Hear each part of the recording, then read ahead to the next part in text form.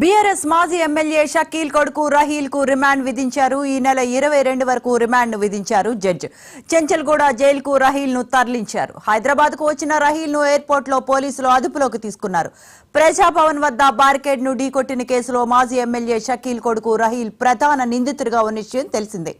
ఈ ప్రమాదం తర్వాత రహీల్ కు బదులుగా మరొకరిని డ్రైవర్ చేర్చి రహీల్ ను దుబాయ్కి పారిపోయాడు.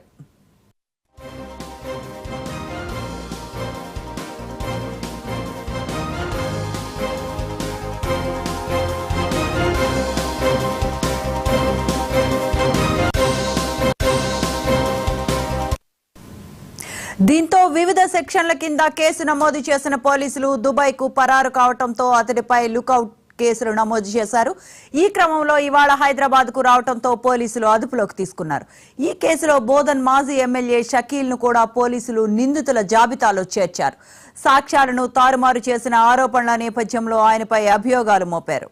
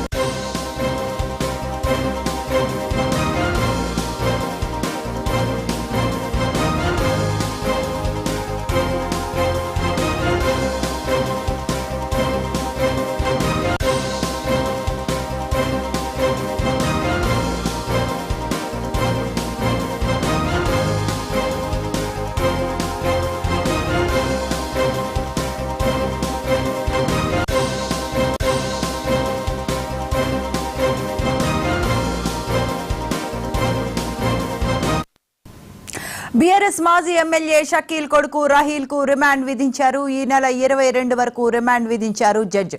చెంచల్గూడ జైలుకు రహీల్ ను తరలించారు. హైదరాబాద్ కు వచ్చిన రహీల్ ను ఎయిర్పోర్ట్ లో పోలీసులు అదుపులోకి తీసుకున్నారు.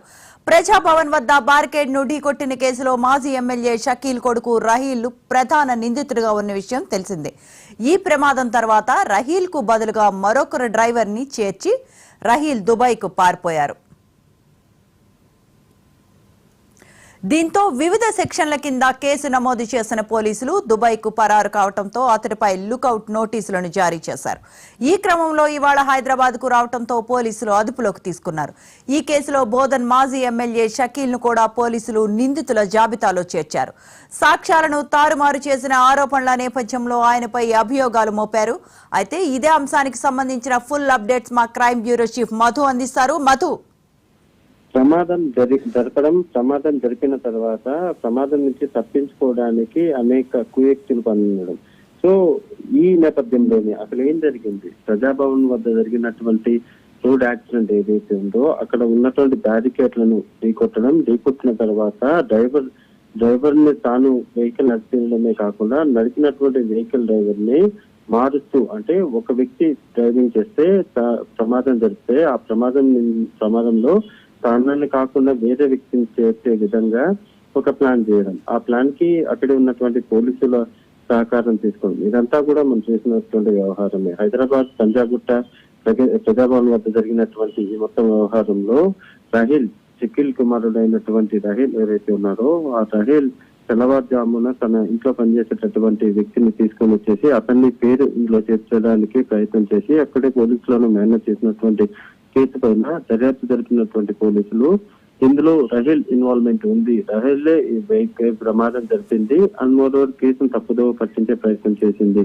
అనే కోణాన్ని బయటకు తీసుకొచ్చిన తర్వాత రహీల్ ఇండియాను వదిలిపెట్టి విదేశాలకు వెళ్లిపోవడంతో అతని మీద లుకౌట్ నోటీసులు జారీ చేసినటువంటి పోలీసులు పూర్తిగా కూడా కేసును అయితే దర్యాప్తు జరుపుతున్నారు. కేసు దర్యాప్తు జరుపుతున్నటువంటి భాగంగా భారతదేశానికి ఖచ్చితంగా రావాల్సిందే, కేసును ఎదుర్కోవాల్సిందే అని లుకౌట్ నోటీసులు జారీ చేసిన నేపథ్యంలోనే ఇంకా ఇండియాకు వచ్చినటువంటి రహీల్ ను అదుపులోకి తీసుకున్నటువంటి పోలీసులు అతన్ని న్యాయమూర్తి ముందు అయితే ప్రవేశపెట్టారు.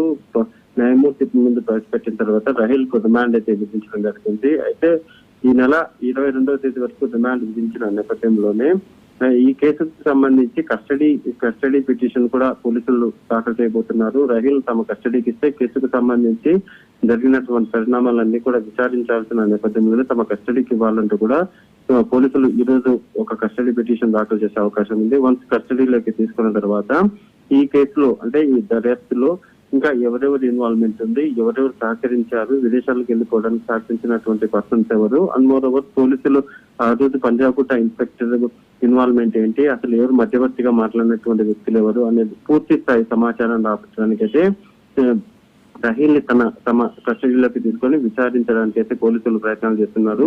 ఈ రోజు న్యాయమూర్తి ముందు కస్టడీ పిటిషన్ దాఖలు చేసి తమకు ఒక వారం రోజుల పాటు రహీల్ ను తమ కస్టడీకి ఇవ్వాలని పోలీసులు అడిగే అవకాశం ఎక్కువగానే ఉంది. అయితే మధు, రహీల్ కేసు విషయంగా పోలీసులు రహీల్ ని రప్పించారా, లేకపోతే రహీల్ పర్సనల్ వర్క్ మీద వస్తే పోలీసులు ఆయన అరెస్ట్ చేశారా? కేసు నమోదైన తర్వాత ఎప్పుడైతే పంజాగుట్టలో జరిగినటువంటి బ్యారికేడ్స్ ఢీకొట్టడము, పారిపోవడము, కేసును తప్పుదో పట్టించే ప్రయత్నం చేయడము, వీటన్నిటి మీద కూడా వివిధ సెక్షన్ల కింద కేసు నమోదు చేసినటువంటి పోలీసులు లుకౌట్ నోటీస్ జారీ చేసిన తర్వాత రహీల్ ను పట్టుకోవడానికి ఇంటర్పోల్ సహాయం చేసుకున్నారు. వన్స్ ఇక ఏ దేశంలో ఉన్నా సరే ఇంకా పోలీసులు పట్టుకుంటారు అని భావించినటువంటి రహీల్ ఇక ఇండియాకు లొంగిపోవడానికి మధ్యవర్తి ద్వారా వచ్చినట్టుగా సమాచారం. ఇక వచ్చినటువంటి రహీల్ వెంటనే శంషాబాద్ ఎయిర్పోర్ట్ లోనే అదుపులోకి తీసుకుని అతన్ని న్యాయమూర్తి ముందు ప్రవేశపెట్టి ఈ నెల 22 వరకు కూడా న్యాయమూర్తి జ్యుడిషియల్ కస్టడీ విధించిన నేపథ్యంలోనే కస్టడీ పిటిషన్ అంటే తమ కస్టడీలో కావాలంటూ కూడా పోలీసులు మరొక పిటిషన్ దాఖలు చేస్తున్నారు. yes, right. Thank you, Madhu.